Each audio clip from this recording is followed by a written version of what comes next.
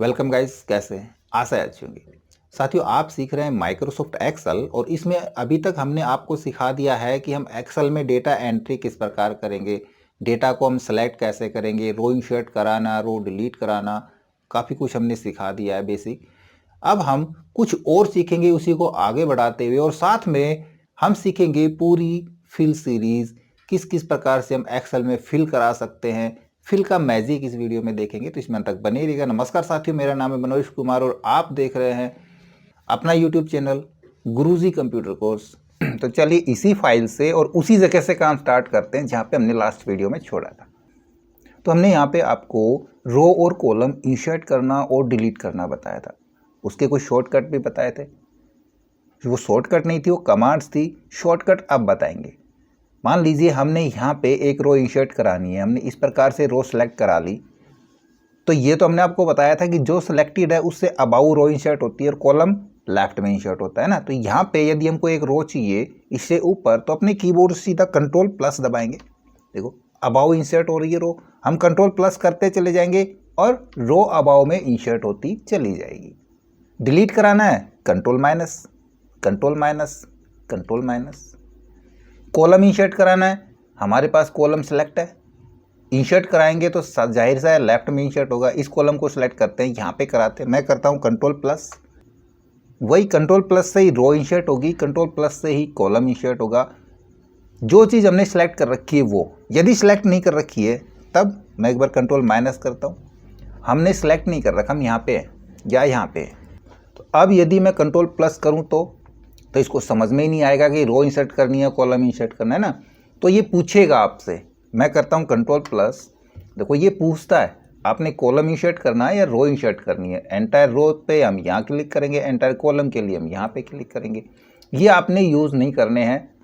कब तक? जब तक कि हम ना बताएं। ठीक है, हम एंटायर कॉलम पे कर रहे हैं, ओके करेंगे तो एंटायर कॉलम इंसर्ट हो जाएगा। राइट, वापस अंडू करा देता हूँ मैं इसको। अब आगे ज़्यादा बढ़ने से पहले हमारा काम थोड़ा थोड़ा देखो अब बढ़ता जा रहा है ना। तो सबसे पहले तो हमको फाइल सेव करनी ज़रूरी है। तो जो मैं आपको बता रहा हूँ जिस फाइल के अंदर, ये मैंने सेव करी है। आप भी जो हमसे सीख रहे हैं तो आपने भी एक फ़ाइल बनाई होगी। इस वीडियो को देखते देखते काम साथ साथ करें और उस फाइल को उसी पोजीशन पे सेव कर दें जहाँ पे मैं सेव करके छोड़ूंगा।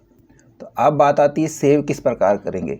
देखिए हम यहाँ पे करते हैं कंट्रोल के साथ एस, लेकिन पहले बता दूं सेव का ऑप्शन आपको मिलेगा फाइल मेनू के अंदर। देखो यहाँ पे आपको मिल रहा है सेव।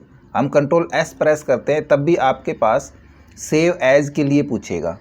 यदि आपने उस फाइल को सेव नहीं किया है और यदि आप ऑलरेडी सेव कर चुके हैं तो उसी के ऊपर ये ओवरराइट होती चली जाएगी। बार बार आपसे नहीं पूछेगा सेव एज के लिए कि आपने क्या नाम देना है। और अब यदि आप उसको दूसरे नाम से सेव करना चाहते हैं तब हम सेव एज करेंगे। फाइल के अंदर जाके हम करेंगे सेव एज, या फिर अपने कीबोर्ड से प्रेस करेंगे F12 की। जैसे F12 प्रेस करेंगे तो अब ये सेव एज के लिए पूछेगा कहाँ पे हमने सेव कराना है, क्या इसका हमने नाम डालना है। दूसरा हम नाम डाल देते हैं। अब यहाँ पे बहुत सारे फॉर्मेट में हम एक्सेल में फाइलें सेव कर सकते हैं। हम XLS फाइल सेव कर सकते हैं, XLM फाइल सेव कर सकते हैं, XLIV सेव कर सकते हैं। और ये सारे फॉर्मेट क्या हैं, जैसे एक्सेल वर्कबुक हो गया। हालांकि एक्सेल में जो फाइलें बनती है उनको हम एक्सेल वर्कबुक बोलते हैं। By default Excel workbook save होगी .xlsx। इसके अलावा हम इसको मैक्रो इनेबल वर्कबुक सेव करा सकते हैं, बाइनरी वर्कबुक सेव करा सकते हैं EB के अंदर। एक्सेल 2003 की वर्कबुक सेव करा सकते हैं, XLM डेटा फाइल सेव करा सकते हैं, CSV सेव करा सकते हैं। बहुत सारे फॉर्मेट हम सेव करा सकते हैं। PDF में हमने सेव कराना अपनी फाइल को तो देखो PDF का ऑप्शन भी यहाँ पे, राइट। तो ये सारे फॉर्मेट हम सीख जाएंगे। फिलहाल आप इसको एक्सेल वर्कबुक के अंदर ही सेव रखें और सेव करा लें। अब हमने अपनी वर्कबुक को क्लोज कराना है। एक्सेल को क्लोज नहीं कराना है, हमने एक्सेल विंडो को क्लोज नहीं कराना है। एक्सेल वर्कबुक को जो हमने अभी सेव करी है फाइल, उसको क्लोज कराना है। एक्सेल हमारा ओपन रहना चाहिए। एक्सेल को क्लोज तो हम यहाँ से कर देंगे, है ना। ये कॉर्नर में आपको दिख रहा है क्लोज का बटन, या फिर अपने कीबोर्ड से ऑल्ट के साथ F4 दबाएंगे तब भी हमारी एक्सेल की विंडो क्लोज हो जाएगी। कोई भी विंडो खुली होती है ऑल्ट F4 के साथ क्लोज हो जाती है। हमने सिर्फ इस फाइल को, इस वर्कबुक को क्लोज करना है तो हम कंट्रोल के साथ W प्रेस करेंगे। ठीक है। तो देखो वो फाइल क्लोज हो गई है ना, एक्सेल ब्लैंक रह गया हमारे पास। यहाँ पे नई फाइल लेनी है, कंट्रोल एन प्रेस करा देंगे, नई फाइल आ जाएगी। अब हमने जस्ट अभी जो क्लोज करी थी फाइल उसको ओपन कराना है, नई फाइल नहीं लेनी तो इसको भी कर देंगे कंट्रोल डब्ल्यू और करेंगे कीबोर्ड से कंट्रोल ओ ओपन के लिए, और हमने जो सेव करी है वो फाइल हम ओपन करा लेंगे। राइट, ये कॉमन शॉर्टकट और कॉमन ऑप्शन थे जो हमको रेगुलर यूज़ में आते रहते हैं। तो थोड़ा सा इनकी स्पीड बनाने के लिए आप इनकी शॉर्ट की ज़रूर याद रखें। अब चलते हैं फिल सीरीज़ के अंदर। अब फिल का मैजिक दिखाते हैं हम आपको। यहाँ पे मान लीजिए मैंने नेम लिखा है दिल्ली, राइट, और हमने यहाँ पे सिटी नेम यूँ फिल कराने हैं, दिल्ली, मुंबई, कोलकाता, इस प्रकार से, और बार बार रिपीट भी हो सकते हैं नेम। तो अब देखिए यहाँ पे यदि मैं प्रेस कराता मुंबई तो आराम से मुंबई हमारा यहाँ पे हमने पूरा नाम लिखना पड़ा है, लिख दिया हमने। अब मैंने को फिर से यहाँ पे दिल्ली डालना है। देखो मैं यहाँ पे डी प्रेस करता हूँ तो ये अपने आप ऊपर वाला जो इसको मिल रहा है सेम डी से जो करेक्टर जो वर्ड मिलेगा डी से, ये उसको यहाँ पे आपको सजेस्ट कराएगा। अगर आपको वही चाहिए तो यहाँ पे सीधा एंटर प्रेस कर दें, आपका समय बच जाएगा पूरा वर्ड टाइप करने का। सिर्फ डी प्रेस किया, देखो डी प्रेस किया, एंटर। मुंबई लिखना है, एम प्रेस किया, एंटर। अब मैं यहाँ पे लिखता हूँ देहरादून। देखो मैं डी प्रेस करता हूँ तो दिल्ली आ रहा है, मेरे को दिल्ली नीचे देहरादून लिखना है। मैंने यहाँ पे लिखा देहरादून, जो भी स्पेलिंग है। अब मैं डी प्रेस करता हूँ तो अब ये सजेस्ट नहीं करा रहा नाम, क्योंकि इसको डी के ऊपर दो नाम मिल रहे हैं। ई प्रेस करते हैं साथ में तब भी दो नाम मिल रहे हैं।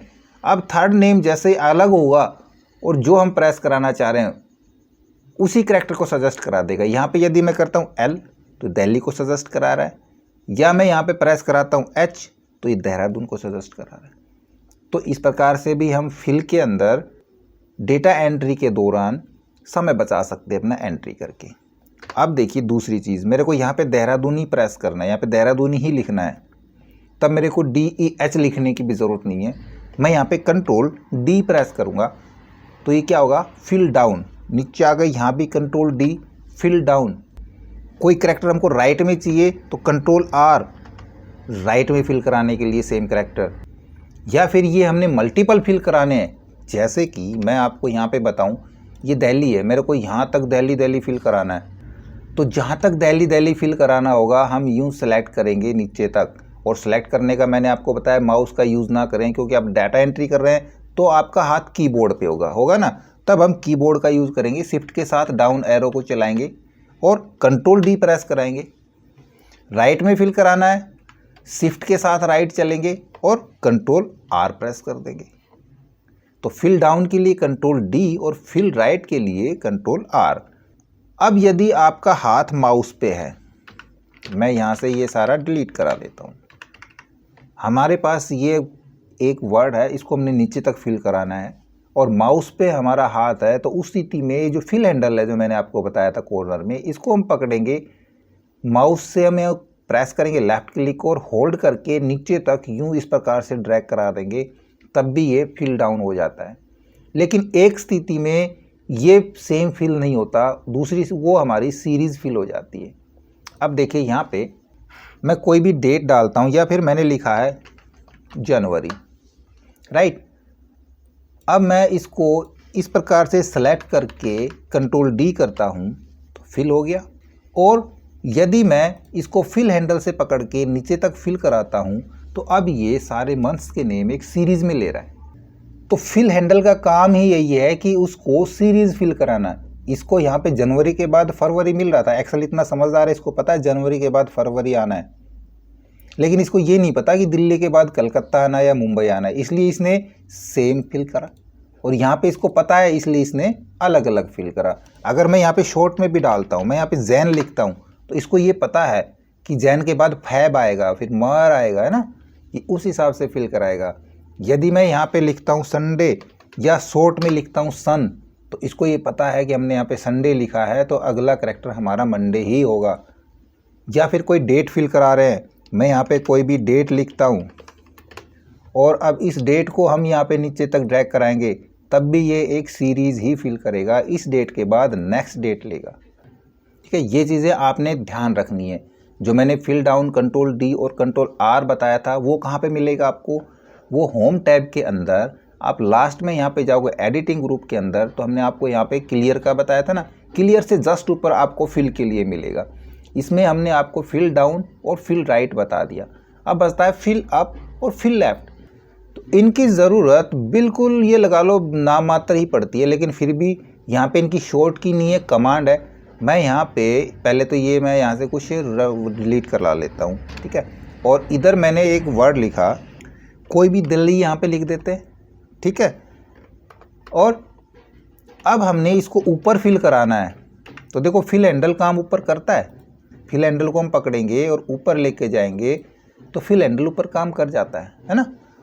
वापस कराते हमने ऊपर इसको कीबोर्ड से फिल कराना है, तो अपने कीबोर्ड से प्रेस करेंगे ऑल्ट, सेम टू सेम आपको ध्यान आ गया, होम के अंदर है ना, तो हम यहाँ पे प्रेस करेंगे HFIU, हो गया फिल, यानी कि ऑल्ट HFIU फिल अप और ऑल्ट HFIL फिल लेफ्ट।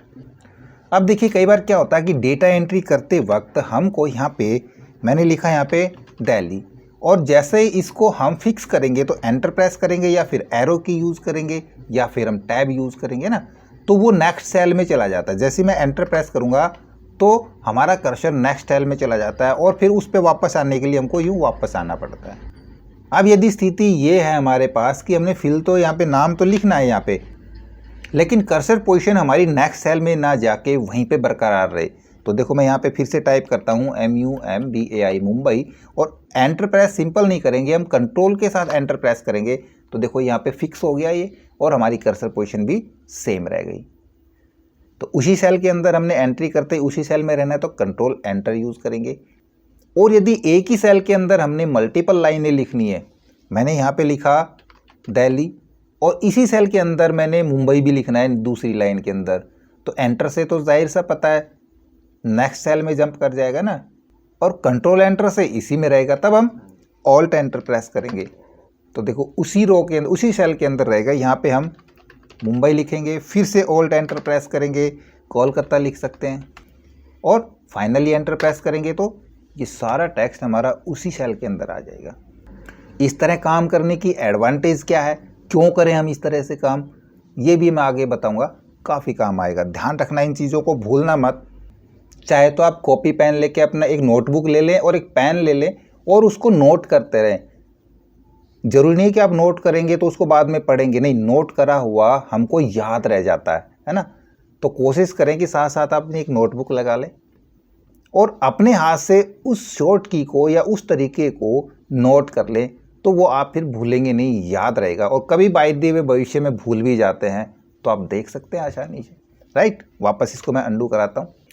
आप चलते हैं और आगे थोड़ा सा, अभी हम फिल ही करवा रहे हैं ना, तो यहाँ पे मैं लिखता हूँ 1, हमने सीरियल नंबर फिल कराने, 2 3 4, ये तो हो गया हमारा मैनुअल काम। क्या हम ऑटोमेटिक फिल नहीं करा सकते? करा सकते हैं। देखिए यदि हम यहाँ पे इस 1 को सेलेक्ट करेंगे और नीचे तक लेके जाएंगे तो ये 1 1 फिल कर रहा है। अब आप सोचोगे क्या एक्सेल में इतना दिमाग नहीं है कि 1 के बाद 2 आएगा? बिल्कुल दिमाग है एक्सेल के पास इतना कि 1 के बाद 2 आता है, लेकिन 1 के बाद 3 भी तो आ सकता है ना भाई। डेट है, डेट तो हमारी नेक्स्ट डेट 11 ही आएगी, क्योंकि अगली डेट 12 नहीं हो सकती। संडे के बाद मंडे ही आना है, ट्यूसडे नहीं आना है, तो ये तो फिक्स है। लेकिन ये फिक्स नहीं है, ये 1 के बाद 2 फिक्स नहीं है, 3 भी आ सकता है कि हम ये इस तरह फिल करना चाह रहे हैं भाई। 1 यहाँ पे हमने 3 5 7 यू फिल कराना है, हमने 2 की टेबल लिखनी है, तो 2 4 6 8, राइट, समझ गए ना। तो इसलिए एक्सेल ने इसको 1 2 3 4 5 6 फिल नहीं करा। फिर कैसे करेगा, इसको कैसे समझाएं? हम यहाँ पे 1 लिखेंगे और 2 लिख देंगे, 2 वैल्यू लिख देंगे। हमने 1 का यहाँ पे डिस्टेंस डाला है और दोनों को सेलेक्ट करके अब फिल कराएंगे, तो अब इसको समझ में आ जाएगा कि नेक्स्ट वैल्यू हमको 3 चाहिए, 4 चाहिए, 5 6 7, इस प्रकार से हमको चाहिए, ये उसी हिसाब से फिल करा देगा। यदि हमने यहाँ पे गैप डाल दिया, हमने यहाँ पे मान लीजिए स्टेप वैल्यू 2 की करनी है, तो यहाँ पे 3 आ गया और अब दोनों को सिलेक्ट करा के फिल कराएंगे। देखिए है ना समझदार एक्सेल। ये कह रहा हूँ एक्सेल काफ़ी समझदार है, ये समझ जाता है हम क्या करना चाह रहे हैं। अब इसके और तरीके बताता हूँ फिल कराने के। मैं इसको फ़िलहाल हटाता हूँ। कीबोर्ड से देखिए मैं यहाँ पे 2 फिल करा और उसके बाद जहाँ तक हमको सीरियल नंबर चाहिए वहाँ तक सेलेक्ट करेंगे और अपने कीबोर्ड से Alt EIS and enter press करा देंगे, सीरीज़ फिल हो जाएगी। अब सीरीज़ फिल का और भी तरीका देखिए, मैंने यहाँ पे 1 लिखा है या 2 लिखा है, जो भी लिखा है, ठीक है। अब मैं कहीं कोई सिलेक्शन नहीं करता हूँ, सीधा हम फिल सीरीज़ में चले जाते हैं और यहाँ पे हम क्लिक करेंगे सीरीज़ के ऊपर। तो देखो यहाँ पे पूछ रहा है आपने सीरीज जो फिल करानी है रो में करानी है कॉलम में करानी है। हमने रो में नहीं करानी, हमने कॉलम में करानी है नीचे, ठीक है। कहीं भी कैसे भी करा सकते हैं, रो में चाहिए तो रो में भी करा सकते हैं। फिलहाल हम कॉलम में कराएंगे क्योंकि आगे हम इधर काम नहीं कर रहे, हम इधर काम करना चाह रहे हैं, तो हम कॉलम को सिलेक्ट करेंगे। फिर कह रहा है स्टेप वैल्यू, हमने एक एक का स्टेप रखना है भाई, 1 2 3 4, या फिर कितना स्टेप रखना चाह रहे हैं वो स्टेप यहाँ पे डाल सकते हैं। फिलहाल मैं 1 का स्टेप रखता हूँ और स्टॉप वैल्यू हमको चाहिए यहाँ पे 20, बस ओके करा देंगे। लीजिए 20 तक हमारा पूरा सीरियल नंबर जुड़ गया। अंडू कराता हूँ, फिर से हम चलेंगे सीरीज़ के अंदर, फिर से कॉलम में करते हैं। इस बार मैं स्टेप वैल्यू डालता हूँ 5 और स्टॉप वैल्यू डालता हूँ मैं 50। तो 5 के स्टेप पे ये जाएगा, ओके करेंगे तो देखो 50 तक, 50 पे तो हमारा पहुँचा नहीं, 46 पे 5 स्टेप खत्म हो गए। एक्यूरेट यदि 5 से चाहिए तब हम यहाँ पे 5 डाल देंगे और 50 तक जाएंगे तो हमारी 5 की टेबल बन जाएगी। अंडू कराता हूँ, इसको डिलीट कराता हूँ। फिल के अंदर एक चीज़ और बची है, जस्टिफाई फिल। फ्लैश फिल इकट्ठा करवाएंगे, ये आपको आगे भी मिलेगा। फ्लैश फिल बहुत काम का है, यहाँ पे नहीं समझाएंगे, फ्लैश फिल का एक पूरा डेडिकेटेड वीडियो बनाएंगे। तो हम आपको जस्टिफाई समझा देते हैं, राइट।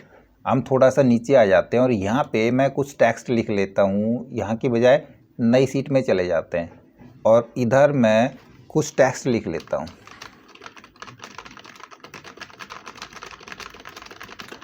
अब देखिए जो मैं ये टेक्स्ट लिख रहा हूँ, टाइप कर रहा हूँ ना, ये हमारा एक ही सेल के अंदर चलता चला जा रहा है, राइट। हमने एक ही सेल के अंदर टाइप कर लिया भाई। क्यों कर लिया? क्योंकि हमारे पास इतना समय नहीं है कि हम अलग अलग सेल के अंदर टाइप करें। एंटर प्रेस करा देते हैं, पूरा एक सेल के अंदर है। हमको ये कैसे टाइप करना था, हमको ये यहाँ से यहाँ तक इतना टाइप करना था। तो क्या करते, टाइप करते जब टेक्स्ट हमारा यहाँ तक आता फिर हम एंटर यूज़ करेंगे, फिर दूसरी लाइन लिखेंगे, फिर एंटर यूज़ करेंगे, फिर तीसरी लाइन लिखेंगे। अब हमने इसको एक ही लाइन में लिख दिया तो हमारा काम आसान हो गया, हमारा समय बच गया। हम जितने भी स्टॉप प्रेस करते हैं, एंटर प्रेस करते हैं, फिर भूल जाते हैं कहाँ से स्टार्ट करना, काफ़ी दिक्कत आती है पैराग्राफ लिखने में।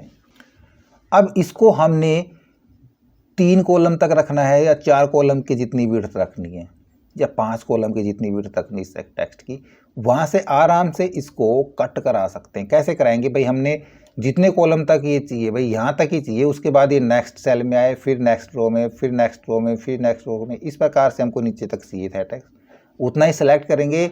सीधा हम फिल के अंदर जाके जस्टिफाई पे क्लिक कर देंगे, हो गया हमारा काम। जहाँ तक हमको चाहिए था वहाँ तक हमारा टेक्स्ट मिल गया।